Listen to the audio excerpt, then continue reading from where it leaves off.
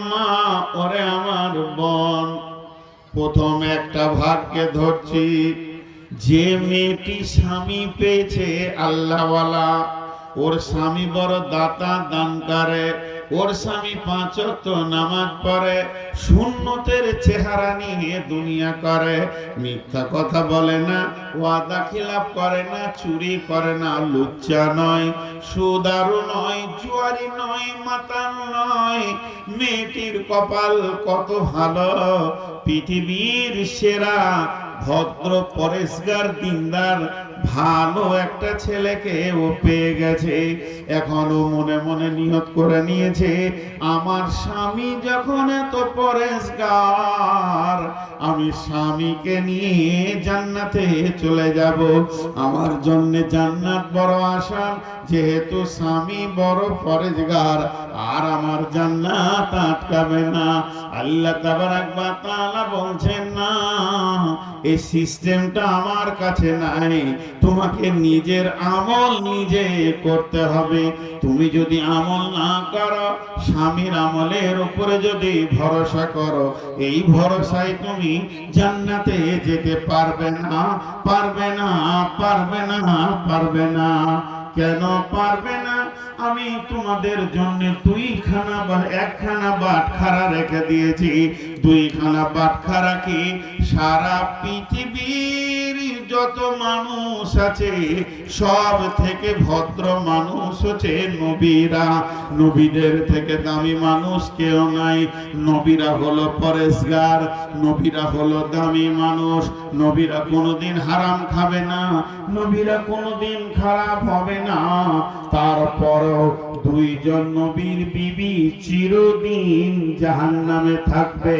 2টি নবীর বিবি নবীর মতো মানে মানুষ পেয়েও তারা নিজেরা আমল করেনি, নবীকে মানেনি, তাদের চলার জীবন বড় নোংরা ছিল।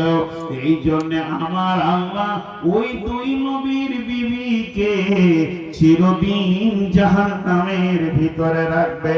সেই 2টি নবীকে, একটা নবীর নাম হলো লূত আলাইহিস সালাম, আর একটা নবীর নাম হলো নূহ আলাইহিস সালাম।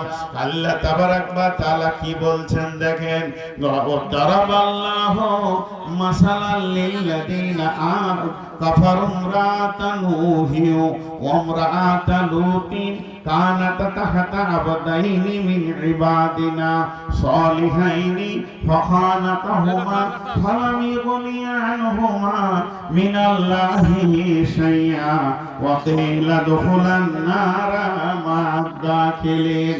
হে আমার বান্দির দল, তোমরা যতজন এখানে রয়েছো, হে আমার বান্দির দল, হে আমার গোলামের দল, তোমাদের স্বামীরা যদি ভালো হয়, তোমরা যদি আমল না করো আর মনে করো জান্নাতে চলে যাব, হবে না, তাহলে তোমাদের জন্য আমি একটা নিশানা রেখে দিয়েছি, একটা উদাহরণ রেখে দিয়েছি। তোমাদেরকে বোঝানোর জন্য আমি কোরআনে এমন একটা লোকের আলোচনা শুরু করছি।